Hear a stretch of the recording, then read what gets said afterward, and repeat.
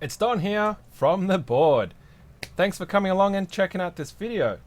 Today, I'm going to be looking at what I think is a keycap set.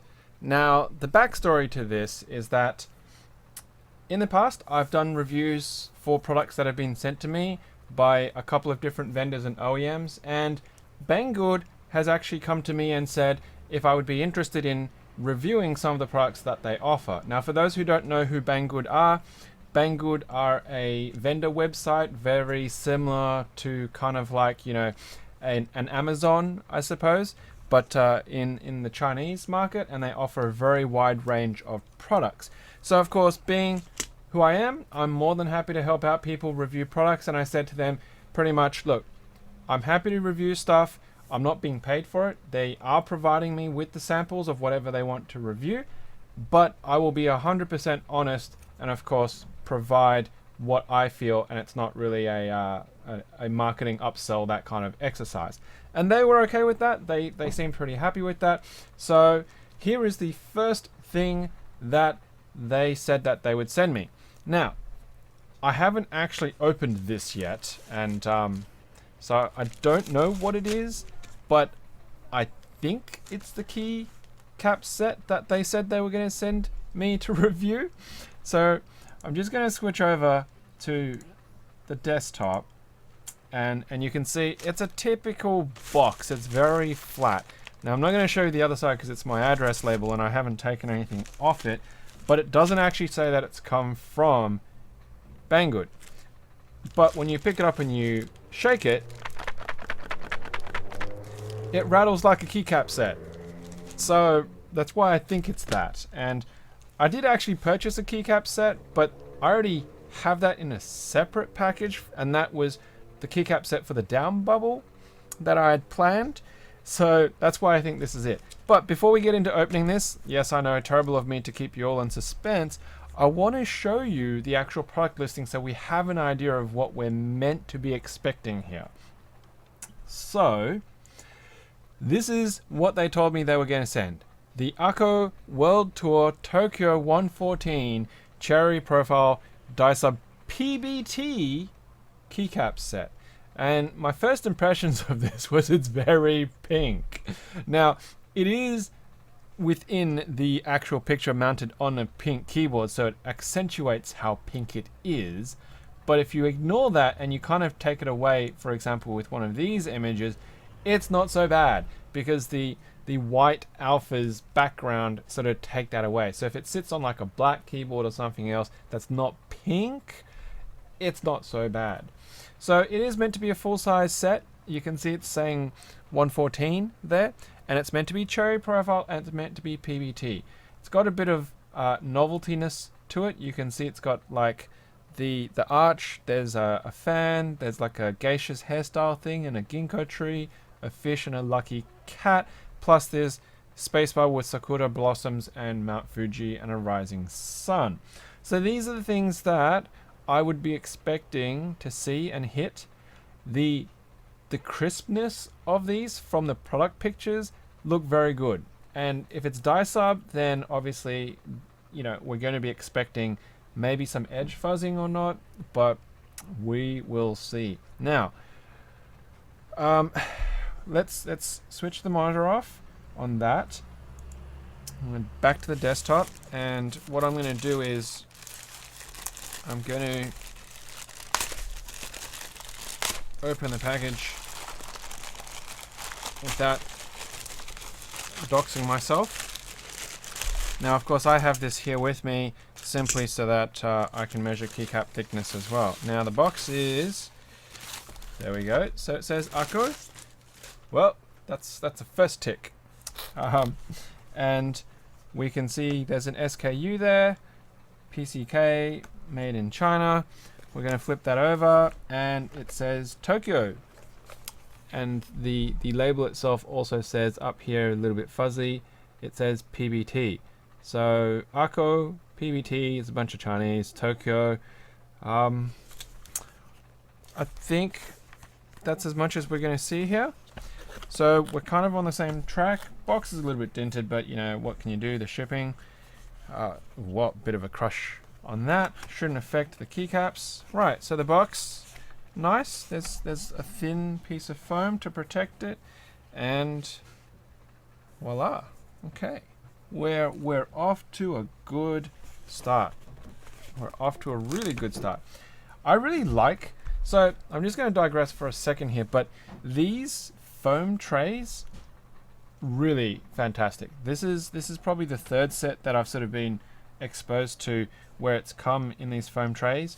If you saw the XD75 video that I did where I put that set for Maternale together, they came on these trays as well. And when I did the E-Drug set, the mix, which is what's currently on my Philco, that was also in a tray similar to this. And I really like them because the foam holds it really well, and yeah, it just makes life very, very much easy.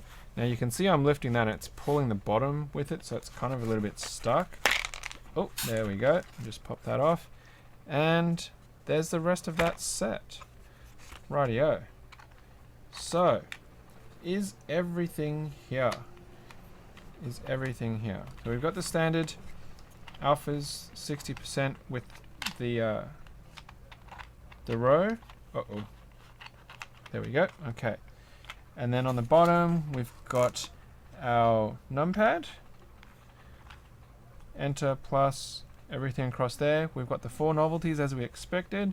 We've got the lucky cat, the fish, and we've got that massive panorama. First impressions, it looks really crisp. It looks incredibly crisp.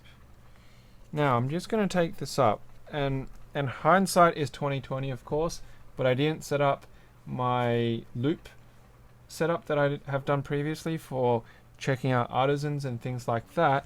But if I take that up, if it'll focus, there you go. It actually looks amazingly crisp. So I really like that. It's incredibly crisp for what is meant to be Dyesub, right? If it's PBT, it's got to be Dyesub, because unless if it's double shot, and if I flip it over, we'll see very quickly if it is double shot or not. But here's the loop. Okay, I'm gonna do the jeweler's thing. Even push up my glasses, and I'm gonna check it out. So it does have a little bit of bleed, but you know what? I'm actually really impressed. The surface texture on here, you can feel the texture, and I don't know if the camera will show it very well, but yeah, so you can see the texture, you can see the reflection of that texture, and you can see what I'm talking about with the bleed now that we're really sort of close up. It's a little bit fuzzy, but at over a foot away, it's clean. It's very clean. Very, very, very positive about that. I would be very happy with that. Now this escape is kind of an artisan in itself with a novelty. It's alright, not too bad. So that's the first test. It's kind of passed. One thing that I do want to check, because this has actually come up recently in the Australian Mech Keyboard Discord, was that somebody bought a set and the legends were misaligned. So the really easy way to check that, of course, is to have something against a hard straight surface, which I'm going to assume this tray is in a surface. And then you take another object that's straight lined, like a ruler, and we check against the actual positioning. So I'm going to run this across the bottom of the W and the E. And we're seeing there's a little bit of misalignment happening, but not a lot. Okay, so my head's now out of view. You're probably not going to see it, but when I have this fully aligned, the P is slightly higher, not by much, and the R is slightly higher as well. So I'm going to say that's probably like a 9 out of 10 on that one. If I go down to this row, okay, so the bottom of the A, and yeah, right. So the L and K are sitting a little bit higher, but the S, the F, the G, the H are okay. So that's you know, I'd say that's probably an 8.5, 9 out of 10 is okay. Now if I rack that one up and I put it against the bottom of the Z,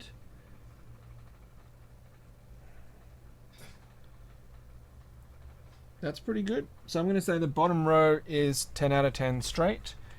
Numbers are probably a little bit harder, but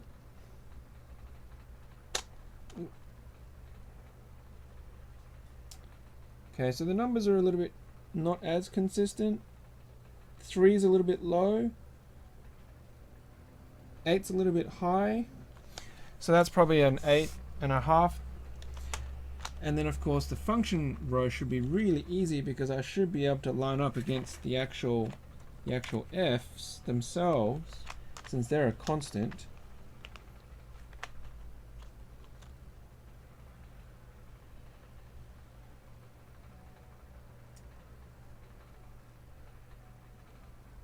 And they are a little bit off. Yeah, they're a little bit off. Not by a lot, but they are a little bit off. So I'm going to say they're about an 8.5 as well. So overall, it's okay. Like, you're not going to absolutely notice it straight away, but if you were looking at it very, very hard, you might see it. And like this F7, you can see it doesn't feel centered. So if I lift, that might be easier to work with. Okay, so if I lift that tray up and you have a look at that F center, at that F7, it seems a little bit to me not, or the F8 is not centered. One of those two is potentially not dead on. That just could be an illusion though, but if I take these out and I sort of line them up, oh, it's not focusing. There we go. You can kind of see what I mean? Like the edge here is lined up, but then that's not lined up. Like there's a gap between the edges of the F and the F. So it's not perfect. It's not perfect.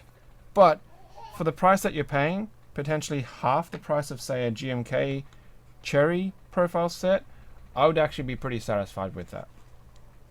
Right, so that's just the alphas in general. Noting that there's a little bit of alignment issue and positioning issue here. We can you know, look past that. Let's have a look at the quality of the novelties that are involved here. Okay, let's check out how clean and crisp they look. Really good. They look really, really good.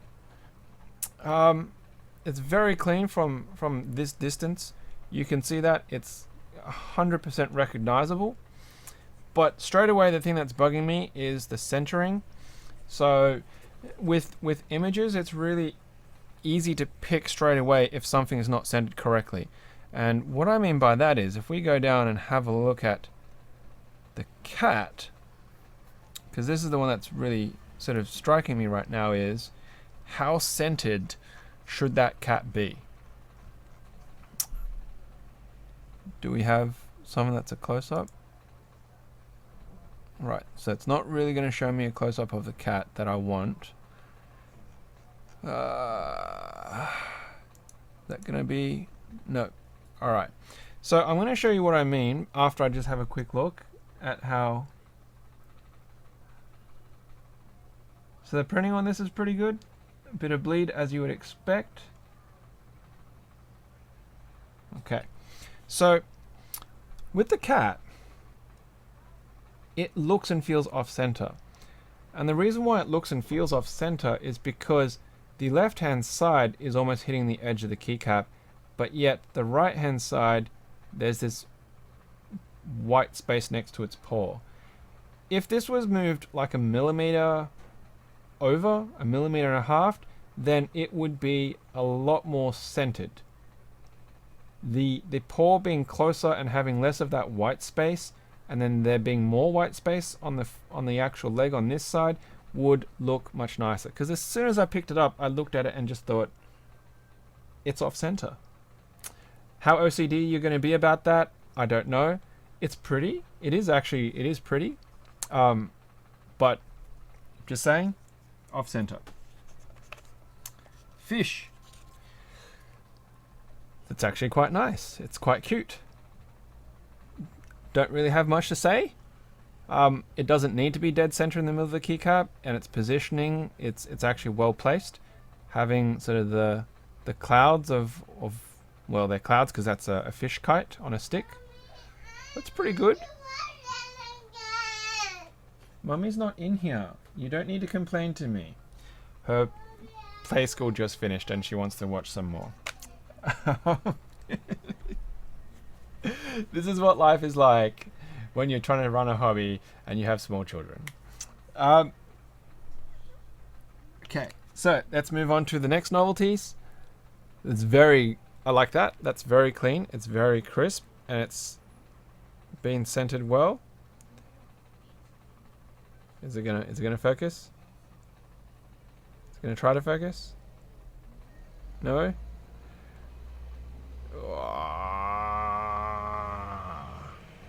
There we go. Oh, there we go. So that's, yeah. So that's actually really nice. Like the edges on that are super sharp to the naked eye, and it's relatively well scented. I like that one. I like the fan. I like the tree. Probably not so much of a fan of the geisha head there. I'm not going to bother trying to check on all of those. The sakuras look pretty good. They're pretty standard. There's nothing terribly off-putting about them. They're scented-ish. They've rotated in the right position. They look consistent, which is good. And now, of course, we come to the biggest one of them all, which is the Spacebar. And woo! Look at that. The warp. The dreaded Spacebar warp. Now, yep, I can rock that. So I'm just going to put this on my calipers because my calipers are kind of flattish, but the calipers aren't really showing it very well. But if I press it on one side, if I hold it flush on one side, you can see that there's a gap. Maybe the camera focus is not doing it very well, but there is definitely a gap there. Yeah, you can see the artisan through the bottom of that, right? So there's a gap there. That's a little bit disappointing, because I can look, if you look at this, if you watch the shadow, it's wobbling. It is straight up. It's warped. Now, it is not unusual. PBT spacebars are known to warp. They just are. So you can probably deal with it. You can probably live with it. It's no worse, really, than many other PBT spacebars. If we look at the actual print on this, that's pretty good. I like the detail. It's very clean. It's in focus. The placement of Mount Fuji is pretty standard. We've got another one of those gate things. Sorry, I don't know the Japanese for them. The blossom branches at least are kind of growing better than that other mass drop one that I had a look at previously. The sun kind of does bug me that they've put it there because the fold, it doesn't look nice when you have it folded over like that, because it elongates the appearance of it. I would have preferred that if they had either dropped it or made it smaller, or not even had that sun. I don't feel that red sun there is actually necessary at all. In fact, I mean, you know, when you actually sit it down, so this is the top-down camera view that you're seeing, but when you're using it, it's probably going to be looking like more like that, and that's what you're going to see.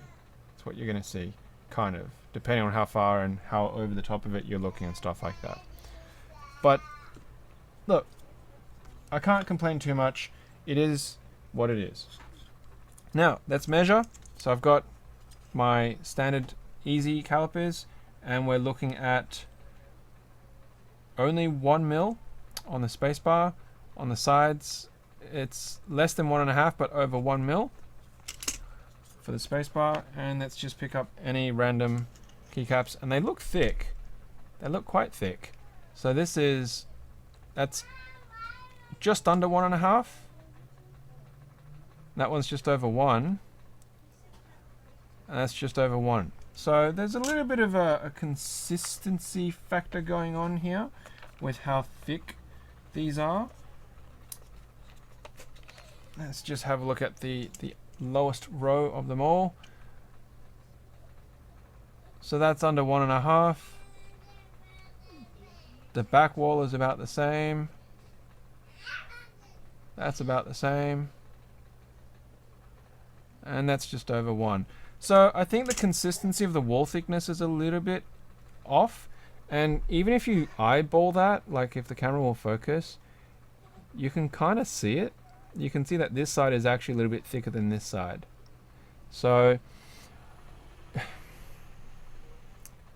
for what you can say, they are thicker. They're not super thin. And if I press on them, I'm not feeling very much flex at all. So they are very strong. They are very strong. Now, fitment. So I've just got my standard sort of place, just some standard switches, some cherry stems on these, as well as the frozen. I don't have the box switch on it at the moment, but that one is a cap cracker anyway, so I probably really don't want to be putting these on there. So we just put that on, and it's snug. Camera's not in focus, but that's okay. We'll just take that away, see if the camera will do its thing. Fortunately, my lighting in here is, the situation has not yet improved. It's not yet improved. So if I do the flick test, it's holding quite well. And of course, if I try and take that off, it's going to take the switch out with it. Almost. So it did pull the switch out of that simple holding plate. So it's actually really snug. I don't know how many more I should test for consistency's sake, but let's just do another one. Yeah, so that's firm going in. And of course, if I do the flick test, I'm not expecting them to come out, and they don't at all. They're not even lifting the stem, and yeah, so it's lifted it out of the plate as well a little bit there. Not seeing any crack marks from the standard cherry stem.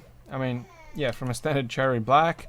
So I don't believe the tolerances on these are terribly bad at all.